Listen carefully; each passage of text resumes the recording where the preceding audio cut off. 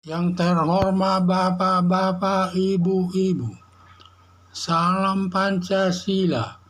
Bapak-bapak, Ibu-ibu yang melihat video saya ini, tolong jangan lupa subscribe, like, dan di-share. Sifatnya gratis. Pada hari Kamis, tanggal 23 Februari tahun 2023 ini, saya akan mengomentari Anas Urbaningrum kerjasama dengan Muhammad Nasaruddin menjebloskan SBY ke penjara ke Sukamiskin. Anas Urbaningrum baru keluar dari penjara, sudah habis menjalani hukumannya 8 tahun sesuai putusan hakim. Setelah keluar dari penjara, langsung kerjasama dengan Anas Urbaningrum dengan Muhammad Nasaruddin untuk menjebloskan SBY ke dalam penjara Sukamiskin. Muhammad Nasaruddin sudah duluan keluar dari tahanan dengan tuduhan melakukan korupsi atas proyek Hambalang. SBY selaku Presiden RI diktator terkait perbuatan korupsi karena SBY bersama Ibas Baskoro dan AHY yang melakukan korupsi atas proyek Hambalang, tetapi yang dijadikan tersangka Anas Urbaningrum dan Muhammad Nasaruddin. Seperti Ibas Baskoro, korupsi proyek Hambalang sebesar 200 juta dolar sampai saat ini tidak diapa-apakan. Anas Urbaningrum dan Muhammad Nasaruddin sama-sama dikorbankan. SBY ketika menjabat Presiden RI merasa tidak bersalah atau tidak melakukan korupsi atas proyek Hambalang, disalahkan karena pengaruh SBY selaku Presiden RI untuk mempengaruhi atau menekan KPK dan hakim untuk menjatuhkan hukuman kepada Anas Urbaningrum dan Muhammad Nasaruddin. Disinilah saatnya Anas Urbaningrum bersama Muhammad Nasaruddin melaksanakan balas dendamnya untuk memasukkan SBY ke penjara lewat Komisi Pemberantasan Korupsi. Atas laporan Anas Urbaningrum kepada KPK, setelah diperiksa diduga sudah cukup alat buktinya untuk dijadikan tersangka. Diduga tidak lama lagi SBY dan Edi Baskoro dan AHY akan dijadikan tersangka dan bersama-sama meringkuk dalam penjara Sukamiskin dalam waktu yang lama.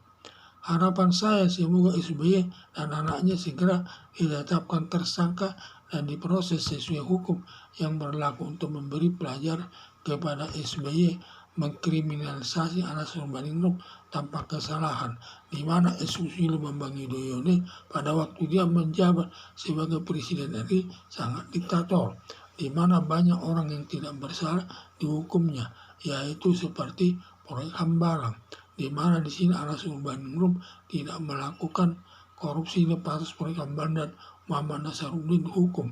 Disinilah dimanfaatkan SBY karena dia selaku Presiden RI, dia bebas saja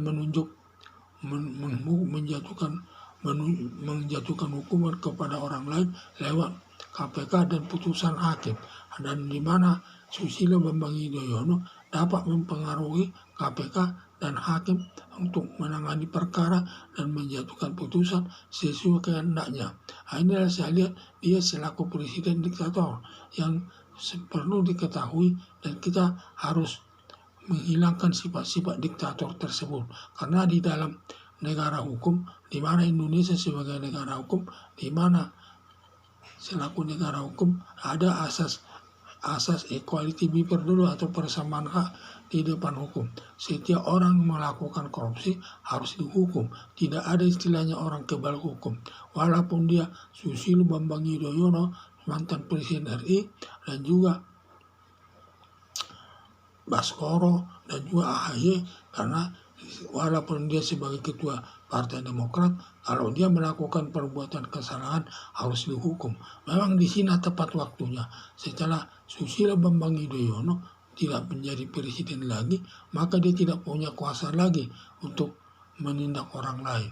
Maka sekarang karena dia sudah tidak presiden lagi, maka Anas Urbaningrum dan juga Muhammad Nasaruddin melaporkan mereka kepada KPK untuk diproses, untuk dijebloskan ke dalam penjara. kemungkinan besar AHY, SBY, dan Edi Baskoro ini akan diproses oleh KPK dan akan dijatuhkan hukuman sesuai perbuatannya.